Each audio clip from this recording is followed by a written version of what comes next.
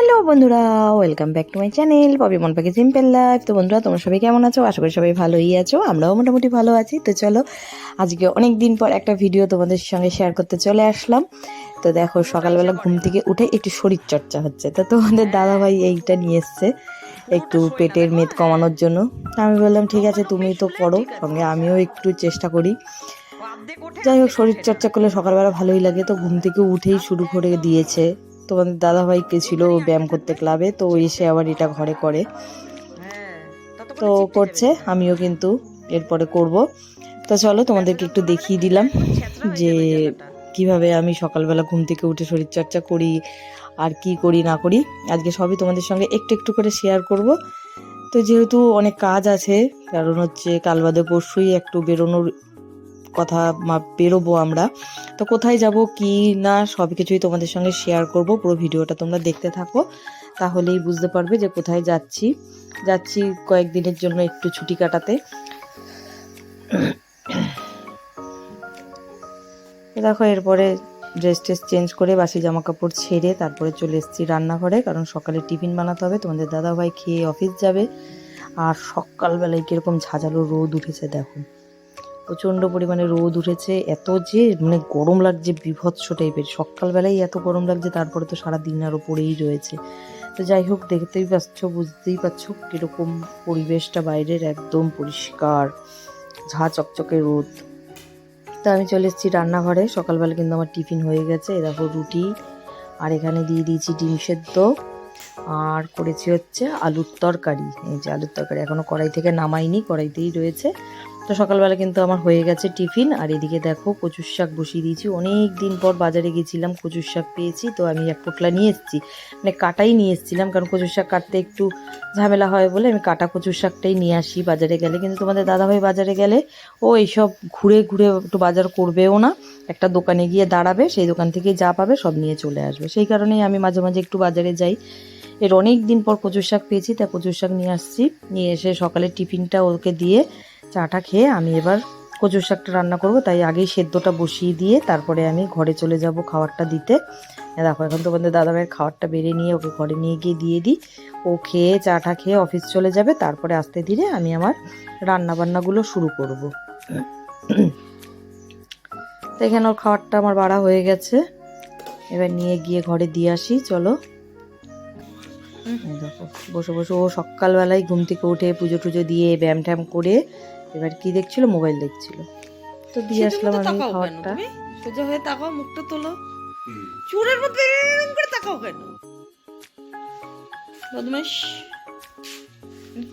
ক্যামেরাটা অন করলেই হলো, ওর যত ইসের এমনি সময় বাবা মনে হচ্ছে দেখায় যে আমি বাবা কিচ্ছু জানি না। দেখো খাচ্ছে, দেখো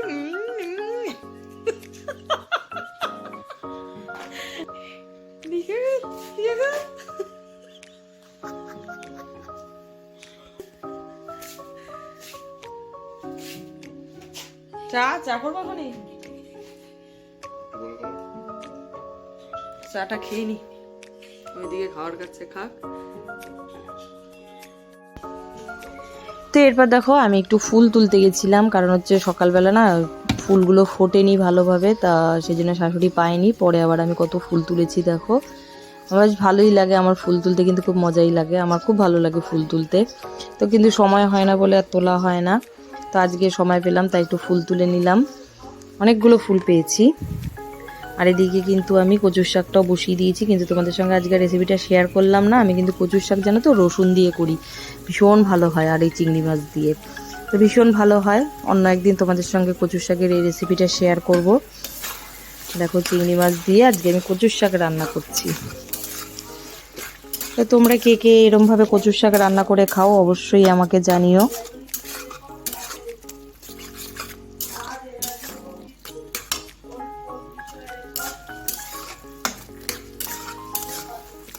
তো আমি পাঁচফোড়ন আর হচ্ছে একটু রসুন থেতো করে, কাঁচা লঙ্কা শুকনো লঙ্কা ফোড়ন দিয়ে তারপর আমি এই কচুর শাকটা রান্না করি। এইভাবে কিন্তু কচুর শাক দারুণ দারুণ হয় চিংড়ি মাছ দিয়ে খেতে।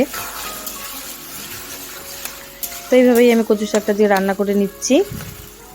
আর যেহেতু আজকে একটু তাড়াও আছে, তাড়া বলতে তোমাদের তো বললামই, জিনিসপত্র আমার গোছাতে হবে, ব্যাগ গোছাতে হবে, কিচ্ছু হয়নি। কাল বাদে পরশু আমরা বেরোবো, কিন্তু কোনো কিছুই আমার গোছানো হয়নি। তো সেই কারণেই একটু তাড়াহুড়ো করে রান্না করছি। কচু শাক রান্না করবো, আর কি রান্না করব সেটা হচ্ছে পরে দেখছি, দাঁড়াও তোমাদেরকে এটাই দেখিয়ে নিই। এরপরে হচ্ছে বড় ছেলের পায়ের যে কেটে গেছে সেই ড্রেসিংটা খুলতে হবে, খুব কান্নাকাটি করছিল। কান্না করলে ভিডিও করবো, আর কান্না করলে ভিডিও করবো। এই যে পাটার অবস্থা দেখো, আজকে এই ব্যান্ডেজটা খুলে দিলাম। কান্না কর, তুই কান্না কর, আমি কাঁদবো, আমার ভাই পেটে যাচ্ছে। কান্না কর, কান্না কর।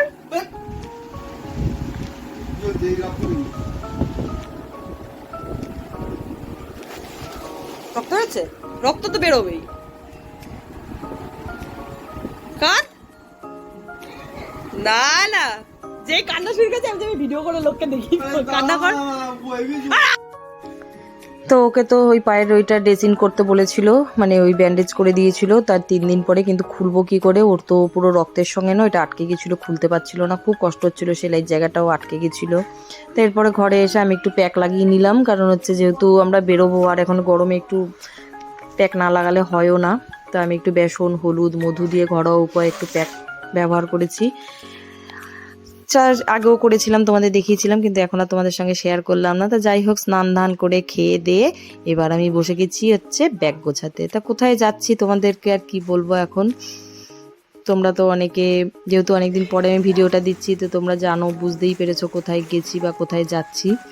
তো যাই হোক, যাই একটু ঘুরে আসি। সবার পাহাড় পছন্দ হয়, তো পাহাড় এখানে ওখানে সেখানে পছন্দ হয়, কিন্তু আমার আবার পছন্দের জায়গা হচ্ছে পুরী। তো আমাকে যদি বারবার এই জায়গায় যেতে বলে তো আমি বারবারই চলে যাব, কোনো ব্যাপার না আমার কাছে পুরীতে গিয়ে ঘোরাফেরা থাকা। তো সেই কারণেই বারে বারেই আমি চলে যাই পুরীতে, বহুবার গেলাম, আবারও চলছি। অনেককে বললে বলে বারবার একই জায়গায় যেতে ভালো লাগে, আমি বললাম যে হ্যাঁ, আমার খুব ভালো লাগে পুরীতে যেতে। তো কোথাও ঘুরতে যাই আর চাই না যাই, কিন্তু তবুও আমার ভালো লাগে, তো সেই কারণেই যাওয়া। তো একটু সুযোগ পেয়েছি, ছেলের পরীক্ষা হয়ে গেছে, তারপরে যাওয়া হয়নি, টিকিট পাওয়া যাচ্ছিল না, সেই কারণে এখন আমরা পেয়েছি, তো সেই কারণেই যাচ্ছি। তো চলো 2 দিনের জন্য একটু ঘোরাঘুরি করেই আসি। তো আজকে আর কি করব না করব, কারণ ব্যাগ গোছাতে গোছাতে তো অনেক সময় লেগে যায়, কারণ সব কিছু বুঝে শুনে গুছিয়ে গাছিয়ে নিতে হয়, সেই কারণে। তো আমি আবার তোমাদের দাদাভাইয়ের সঙ্গে একটু কথা বলছিলাম যে কি নেব না নেব সেগুলো নিয়েই। তো এরপরে ব্যাগটা গুছিয়ে নিয়ে তোমাদের দাদাভাই চলে গেছিলো বাজারে, কি আনতে গেছিলো, তা যাই কিছুই করতে গেছিলো, তার মাঝখানে দেখে আবার সিঙ্গারা নিয়ে এসেছে।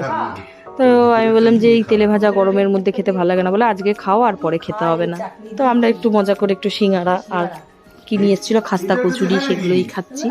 তো খেয়ে নিই, আর ভিডিওটা বেশি বড় করব না, কারণ হচ্ছে অনেক বেলা হয়ে যাচ্ছে, বেলা না রাত হয়ে যাচ্ছে, গরমের মধ্যে আর ভালোও লাগছে না। তো সারাদিন কি কি করলাম না করলাম অল্প বিস্তর একটু একটু করে সবই তোমাদের সঙ্গে শেয়ার করলাম, তোমাদের দেখালাম। ও আরেকটা মজার বিষয় হচ্ছে যে খাওয়া দাওয়ার পর সব কিছুর পর তোমার দাদাভাইয়ের হঠাৎ চোখটা একটু লাল হয়ে গেছিল। চোখটা লাল হয়েছিল কেন, সেটা হচ্ছে যে আজকে অফিসে রং খেলেছিল, তো চোখে আবির গেছিল, সেই কারণে চোখটা লাল হয়ে গেছে। ও ভেবেছে যে ওর কনজাংটিভাইটিস হয়েছে, মানে চোখ উঠেছে, যেটাকে আমরা জয় বাংলা বলি, কিন্তু আদৌ তা না, ও চশমা পরে বসেছিল। তো তোমাদের সেটা লাস্ট মোমেন্টে আমি দেখাচ্ছি যে ওর অবস্থাটা কি, তোমরা দেখলেই বুঝতে পারবে যে কি হয়েছে, কে হয়েছিল। তো আমি তারপরে সঙ্গে সঙ্গে ডাক্তারের কাছে গেছিলাম, গিয়ে ওষুধও নিয়ে এসেছিলাম, কিন্তু পরের দিন সকালবেলা ঘুম থেকে উঠে দেখি যে না, ওর চোখ একদম পরিষ্কার। তখনই বুঝলাম যে না, এটা রং খেলেছে বলে চোখে হয়তো কোনোভাবে অসতর্কতা বশত আবির চলে গেছিল, সেই কারণেই হয়তো চোখটা তখন লাল হয়ে গেছিল।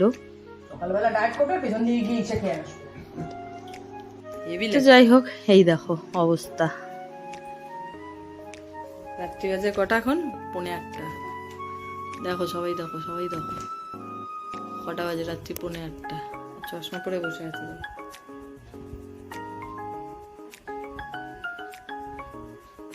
মিটিং হচ্ছে চশমা পরে, সাবাস পাগলা, এই পাগলা বসে আছে। পড়াশোনা তো নাই, পরীক্ষা শেষ, পড়াশোনাও বন্ধ।